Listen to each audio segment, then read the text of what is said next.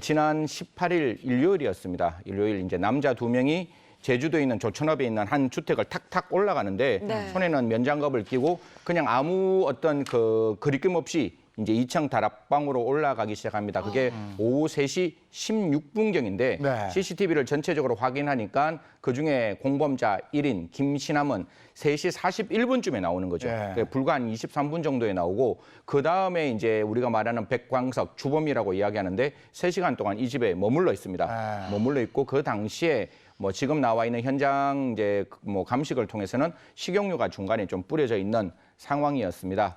그래서 10시 51분에 어머니가 집에 들어오고 어머니가 들어오니까 아들이 무참하게 살해 있는 모습을 네. 보고 경찰에 신고합니다. 경찰은 적극적으로 이제 이 사건을 조사를 하면서 그 다음 날 새벽이죠.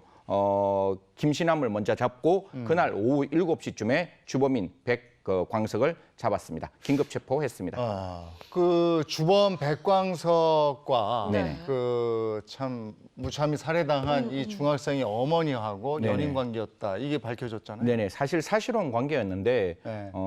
이 백광석이라는 사람이 과거부터 좀 가정폭력의 전과가 굉장히 많은 사람이었는데요. 네. 아니나 다를까 지금 있는 그 어머니하고도 좀 가정불화가 있었습니다. 그래서 7월 2일 날부터 가정불화가 생겼고 그 가정불화 때문에 이제 경찰에 신고하게 되고 이제 별거를 하게 되는 네. 과정이죠. 그 과정에서 경찰에서는 좀 적극적인 어떤 그 보호 조치를 했지만 결국 그 아들에 대한 사망은 막을 수가 없었습니다. 네, 피해자 A군의 어머니와 혼인신고를 하지는 않았지만 A군의 새아빠라고 얘기할 정도로 각별한 사이였다고 하는데요. 도대체 왜 A군을 살해한 거예요? 제일 처음에 언론에 나왔을 때는 사이가 뭐 이렇게 특별하게 나쁘지 않았다라고 하는데 네. 이제 백 씨가 경찰에서 진술을 하는 바로는 이렇게 진술을 하고 있습니다.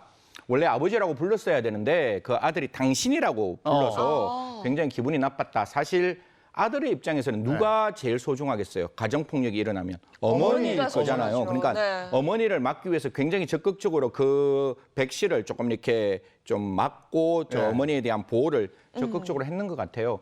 그래서 지금 나와 있는 그 범죄의 동기는 사실상 어머니가 헤어지자는 그 말이 동기가 아니라 그 아들이 자기를 무시했다는 게 범죄 동기로 일단 그 백광석 씨는 이야기하고 있습니다. 네. 네.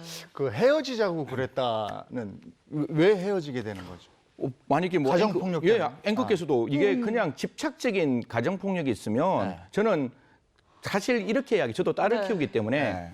그 남자친구하고 만나다가 남자친구가 순간적으로 손만 이렇게 올라가더라도 즉시 헤어지라고 이야기를 아, 하는 그럼요. 거거든요. 네. 그렇기 때문에 가정폭력이 점차 심화되고 어떤 말까지 나오는가 하면 아침에 이제 청취자들, 시청자들은 좀 죄송스러운데 너의 가장 소중한 것도 빼앗고 너도 빼앗겠다 이렇게 얘기하는 거 보면 네. 그런 말을 듣고 어머니가 어떻게 그 남자와 같이 살 수 있겠습니까? 그래서 공포죠. 그러니까요. 네. 그래서 당연히 헤어지자라고 이야기를 했습니다. 네, 그 이후에 범행을 암시하는 여러 징후가 있었다고 들었습니다. 네. 사실 아까 제가 말씀드렸다시피 2일 날 첫 번째 가정폭력이 딱 일어나요. 네. 일어나고 난 다음에 3일 날 집에 있는 가스 밸브가 탁 끊깁니다.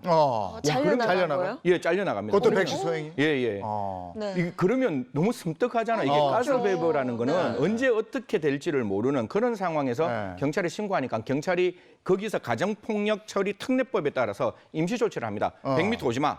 그리고 네. 이메일 하지 마. 전화하지 마라고 하는데 그것만으로는 조금 부족할 수밖에 없잖아요. 특히 이렇게 편집적인 정상이 있는 의처증이라고 이야기하는 그런 정상이 있는 사람이 과연 그게 효과가 있겠느냐. 그래서 네. CCTV를 집 앞뒤로 달고 탄력 순찰이라고 합니다. 즉 뭔가 하면 원래는 정해진 시간에 정해진 방법으로 순찰을 하는데 정해진 시간, 정해진 방법이 아닌 방법으로 한 30여 차례 순찰을 했다는데 그럼에도 불구하고 아까 말씀 올렸다시피 중학생의 사망은 막을 수가 없었습니다. 그러니까 이보다 좀 더 적극적인 대처나 수사가 있었다면 어땠을까? 그럼 그 안타까운 죽음을 막을 수 있지 않았을까? 이런 생각이 들기도 저도 하는데요. 뭐 그 부분에는 100% 공감을 하는데요.